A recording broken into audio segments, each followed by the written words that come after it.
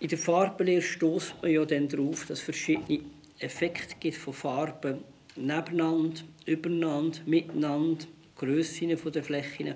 Und man nimmt den Überflutungseffekt, oder man kann das auch so nennen, der Beeinflussungseffekt von Farben und nebeneinander sind sehr wunder. Das haben ja vor über 100 Jahren schon Pointillisten angewendet, indem man Pünktchen setzt, die miteinander die optische Mischung geben von einer gewissen Distanz. Und die Mischung, die im Auge passiert, ist viel interessanter, wenn man eine Farbe auf der Palette mischt und aufstreicht. Weil es selbst tut das Auge nicht gleich herausfordern.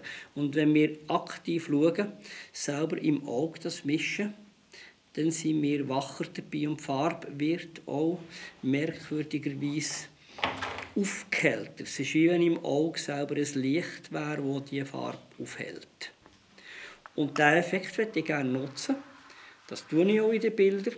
Und manchmal habe ich auch die Lust, das nicht nur so in einem Bild versteckt zu nutzen, sondern das auch direkt probieren anzuwenden. Und das ist jetzt wieder mal so eine Serie mit diesen 6 Bildern, und das probieren.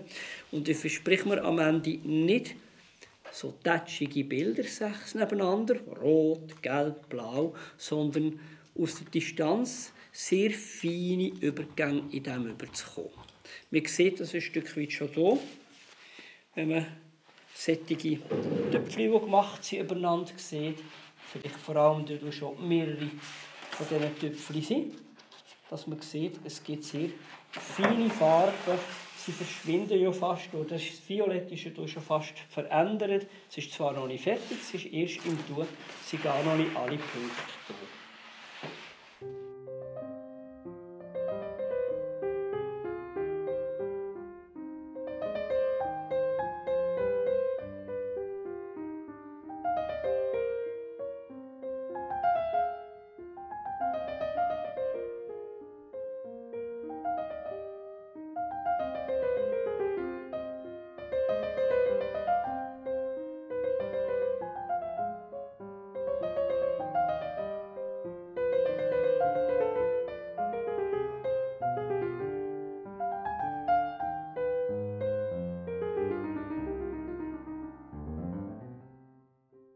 Er steht für mich außerhalb auf jeden Fall mal des Mainstreams, was sowohl seine Kunst angeht, als auch was generell seine Lebenseinstellung, so wie ich sie kenne, und Lebensphilosophie angeht. Und er versucht das durchzuziehen, meiner Meinung nach, mit einer bewundernswerten Konsequenz, entgegen eben dem, was landläufig oder heute gang und gäbe ist. Und hält daran tatsächlich fest. Und so wie ich das jetzt kennengelernt habe, eben auch nicht erst seit 2 Jahren, sondern seit 30 oder 35 Jahren. Und das finde ich sehr bewundernswert, wenn jemand seinen eigenen Weg so durchzieht. Es ist mir bewusst, dass die Sachen, die so wie ein Konzept haben voraus und dann ausgeführt werden und malerisch gar nicht mehr so viel daraus entsteht, dass das einen starken handwerklichen Aspekt hat und man auch fast abgeben könnte, dass jemand das durchführt. Natürlich braucht es noch Nuancen von Mischungen, aber der handwerkliche Aspekt ist relativ gross drin. Und das macht mir nichts aus für ein Bild, das gut wirken soll.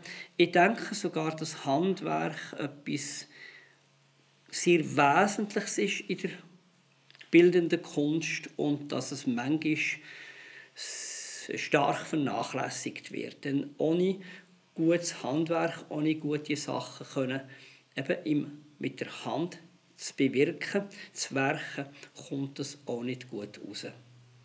Es ist sicher dann nicht ein Kunstwerk im herkömmlichen Sinn. Es gibt sowieso viel weniger Kunstwerke, als wir meinen. Aber es ist ein Bild, das eine bestimmte Wirkung hat und durchaus Bestand kann haben.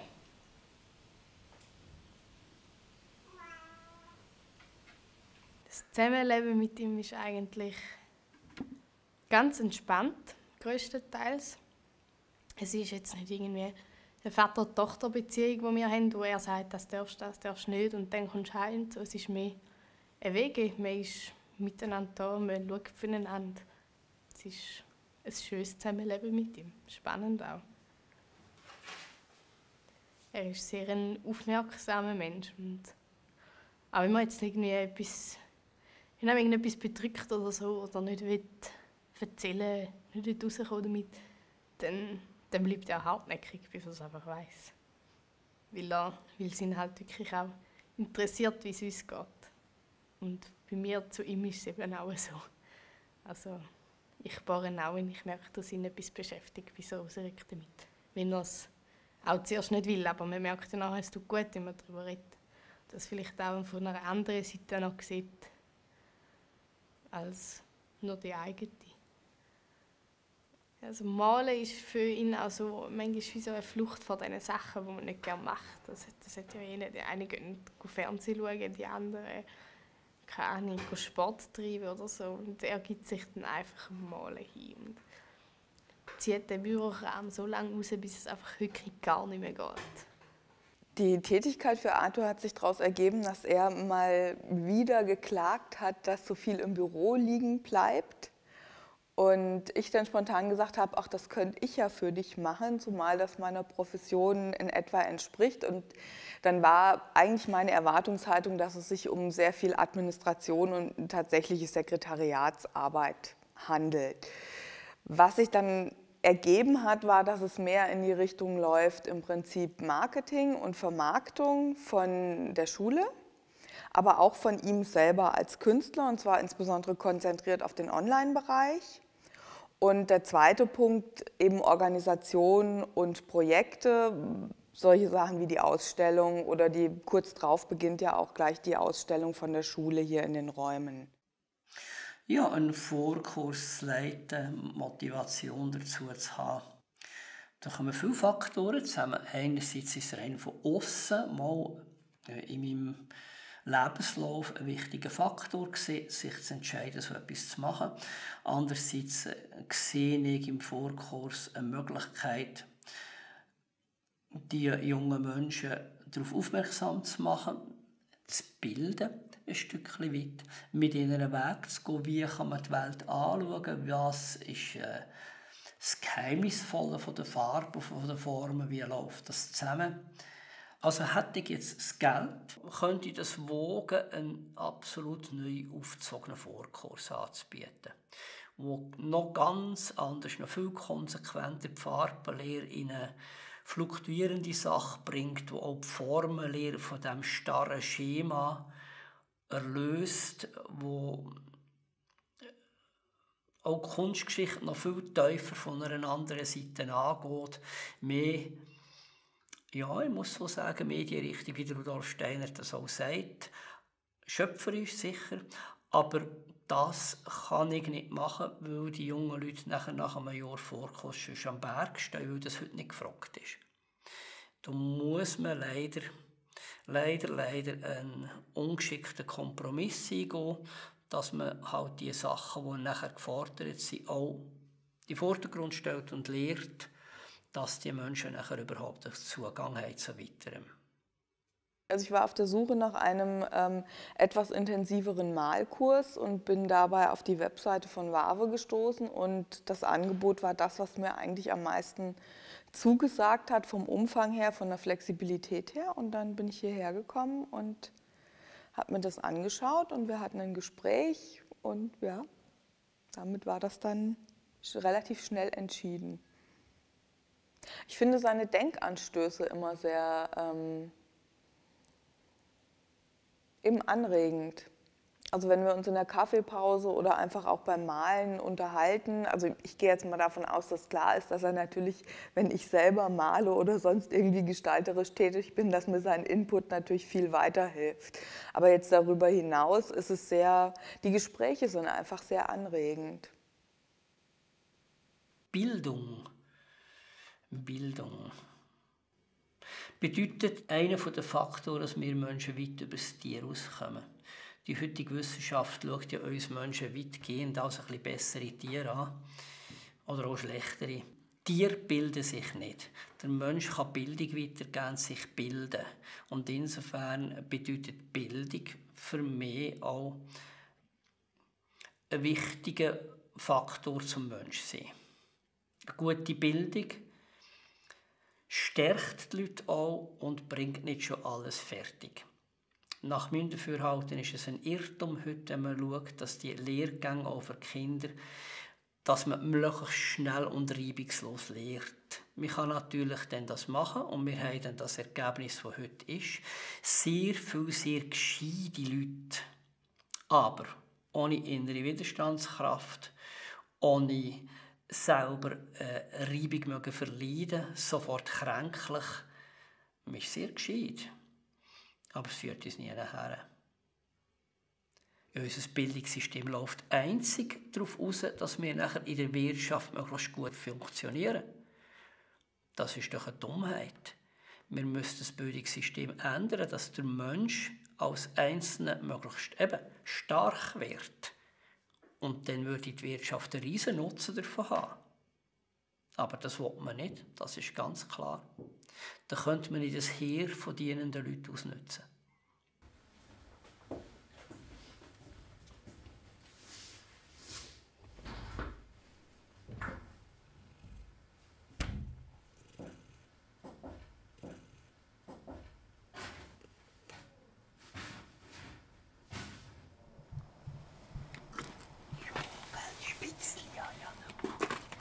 Siehst du nicht dort oben?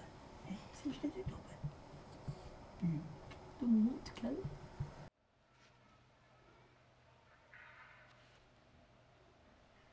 Durch meine Biografie hat sich ergeben, dass für mich 3 Lebensbereiche sehr wichtig geworden sind.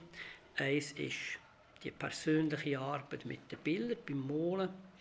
Das Zweite der Unterricht, pädagogische Arbeit mit den Schülern gestalten. Und das Dritte der Bereich der Familie. Die 3 Bereiche ergänzen sich sehr schön.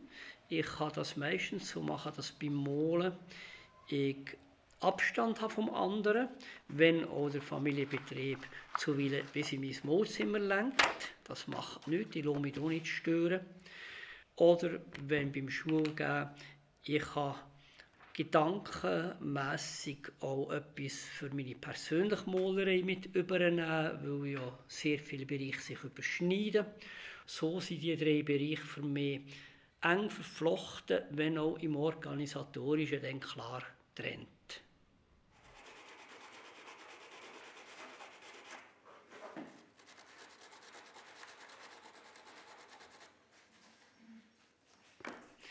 Beim Planen von dieser Ausstellung in der Lochermiese ist klar geworden, wenn ich eine grössere Installation, so einen künstlichen Garten mit bemalten Naturobjekten machen will, als ich das allein nicht leisten kann. Und durch das habe ich versucht, Leute beizuziehen, die mir hier helfen. Und die Aufgaben, die hier verteilt wurden, sind selbstverständlich alle ganz nach dem Konzept, das ich im Kopf habe, das ich gemalt habe. Ich habe auch Vorbilder gemalt, um zu zeigen, wie ich das will. Aber natürlich braucht das mehr als 2 Hände, um das alles präzise fertigzustellen.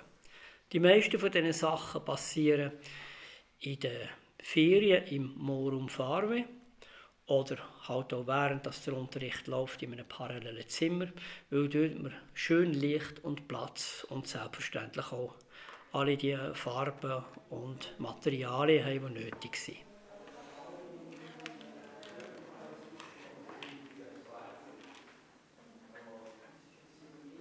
Ja, das weiss ich nicht, was mich motiviert, weiterzumachen. Ich spüre einfach, da ist ein Auftrag, positiv, ganz.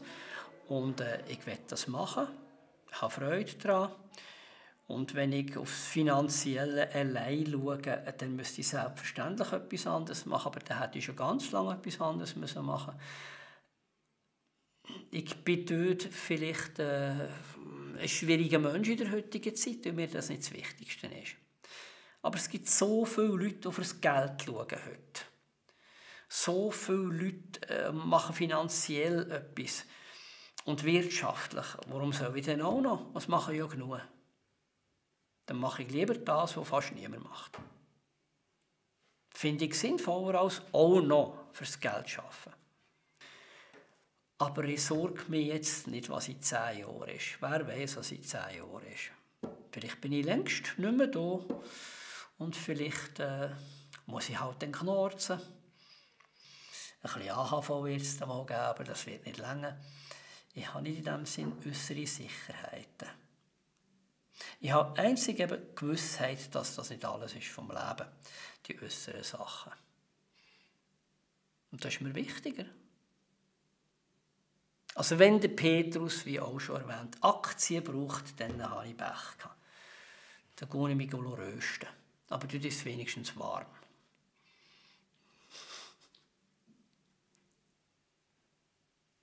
Das Hier und Jetzt wird dauernd predigt. Aber von allen nicht gelebt. Alle arbeiten für ihre Pensionskassen und Altersvorsorge. Insofern bin ich hochmodern. Ein Grund, warum er sicherlich nicht bekannter ist, er ist anachronistisch. Er ist in dem, was er macht, anachronistisch und wie er sich dazu verhält. Das ist wie gesagt, ich kenne den Kunstbetrieb nicht gut, aber meine persönliche Wahrnehmung ist, wer am lautesten schreit und mit den abstrusesten Sachen die meiste Aufmerksamkeit erregen kann, der ist erfolgreich. Und das widerspricht Arthur halt, also von A bis Z. Und von daher ist es auch kein Wunder, dass er da nicht erfolgreicher ist. Und ich glaube schon auch, was ein Grund dafür ist eben genau dieses, dass er seine Persönlichkeit oder seine Person so zurückstellt. Ich glaube, man kann Kunst nicht verkaufen ohne die Persönlichkeit. Und das ist halt, er möchte das nicht, aber da muss er mit den Konsequenzen eben auch leben. Wir Menschen meinen immer so, wir wählen, wir haben entschieden, wir haben gemacht. Ich glaube nicht so an das. Sehr viele Sachen haben wir den Eindruck, wir haben entschieden. Es war längst entschieden. Wir führen es einfach noch aus. Ich glaube nicht, dass sie so viel wählen und machen. Ich mache jetzt das, was ich hergestellt bin und das, warum nicht? Ich denke auch nicht, dass man zufriedener wird, wenn man dauernd wechseln muss. Man nimmt ja das Hauptproblem mit und das ist sich selber. Also jetzt auch keinen Sinn, dass ich reisen nach Amerika. Wenn ich dort bin, bin ich Beamer und dann habe ich das Hauptproblem damit. Oder? Es gibt von Rudolf Steiner ja eine Bemerkung für Naturbetrachtungen und so weiter. Und da sagt er nicht, du musst Biologe sein oder du musst Zoologe sein oder du musst Theologie studieren oder was, sondern er bringt Eigenschaftswörter. 4. Sinnig, heiter, fleissig, fromm. Und wenn wir das sind, sinnig, heiter, fleissig, fromm, dann hat die ganze Natur ringsum, von den Elementarwesen bis zu der Engelwelt, einen Gewinn und eine Nahrung, die wir gar nicht recht abschätzen können. Also ist für mich viel wichtiger, wie ich das mache, als was ich mache. Was ich mache, das schieben mir die schon zu. Eben, was ich sehr eindrücklich finde an ihm, ist seine Gelassenheit. Weil er auch in der grössten Aufregung, im grössten Schuss, wenn das und jenes also gemacht werden, alles unter einen Hut bringt und eigentlich innerlich so wie ein Wirbelwind ist, aber nach außen die Ruhe ausstrahlt. Dass die Leute rundherum wirklich das Gefühl haben, der hat ja extrem viel Zeit und Ruhe und kann machen, was er will und so. Aber in seinem Kopf ist es einfach zack, zack, zack, zack und das läuft Tag und Nacht und hört nie auf. Und das aber trotzdem nicht nach außen so gestresst wirken sondern wirklich, ich glaube, das trägt auch viel zu seiner grossen Leistung, also zu dem vielen, was er leistet, dass er die Ruhe bewahrt und das alles dann halt auch geordnet und fokussiert kann angehen. Ich habe wahrscheinlich von Kindheit an, in der Jugend, in der Erziehung, bis später einfach eine gewisse Stetigkeit an Freude und an der Ansehen, ich will fast eine Verbindung zu selbstverständlichem, positivem Glauben gehabt. Und das haben wir alle unschöne, und es gibt sehr viele sehr unschöne Sachen in meinem Lebenslauf, die mich bedrängt oder betroffen haben, von Enttäuschungen und so weiter, Todesfälle. Haben wir das nicht rauben können? Warum, weiss ich nicht. Ein Problem ist, das darf man vielleicht schildern, weil das alle Leute, die suchen, dem begegnen. Da bin ich ziemlich sicher, das ist eine gewisse Einsamkeit, die man einfach hat, wenn man so auf einem intensiven Weg sucht, ist man manchmal in inneren Fragen sehr allein. Aber das ist eine Tatsache, die kann man nicht einfach wegstellen. Aber die Einsamkeit ist ja etwas Schönes. Schwätzt einem niemand rein. Es gibt ganz viele Sachen, die ich gerne machen würde, aber das hat nie Platz. Dann nehmen wir das absurde Spiel an. Ich werde 90, jetzt bin ich gut 60, habe ich 30 Jahre Zeit. In diesen 30 Jahren hat alles das, was ich jetzt auf der Liste habe, sicher nicht Platz. Nur ja, wenn ich das machen könnte, in diesen 30 Jahren entsteht ja so viel Neues, was ich machen will, also es wieder 30 Jahre braucht, also 120. Und dann hat es ja wieder so viel, also 150. Nein, das Spiel machen wir nicht mit. Es reicht dann mal. Dann ist halt Haufen nicht gemacht.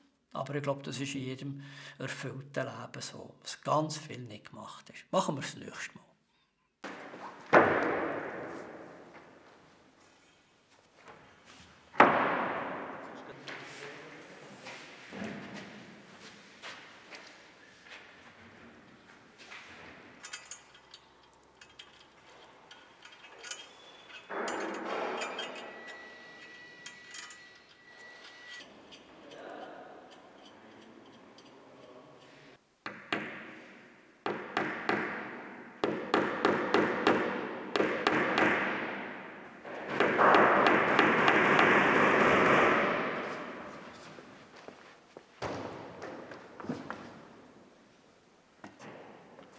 Warum man Kunst braucht?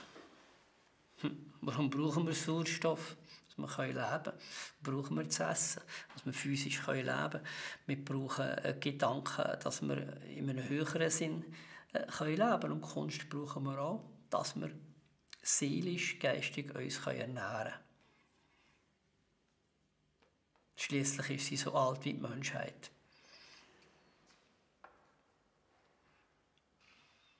Mich interessiert das nicht, was die wichtigsten Eigenschaften von zeitgenössischer Kunst. Das tönt so wie, ich muss unbedingt den Anschluss haben an dem, was die Avantgarde jetzt vorne macht.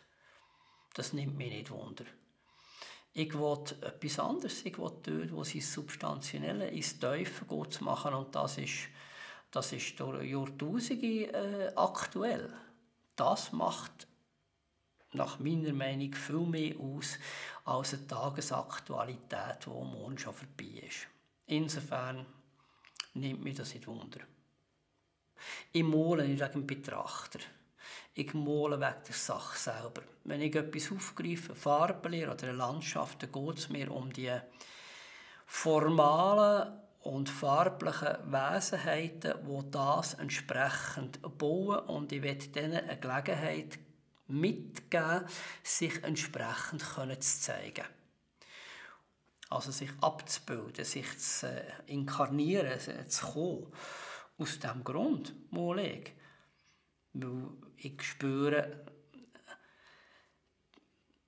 es ist nötig, eben, es braucht uns Menschen, um diese Sachen zu ermöglichen. Und das ist mir ein sehr schöner Auftrag. Da bin ich in einem gewissen Sinn privilegiert, dass ich das darf und will machen.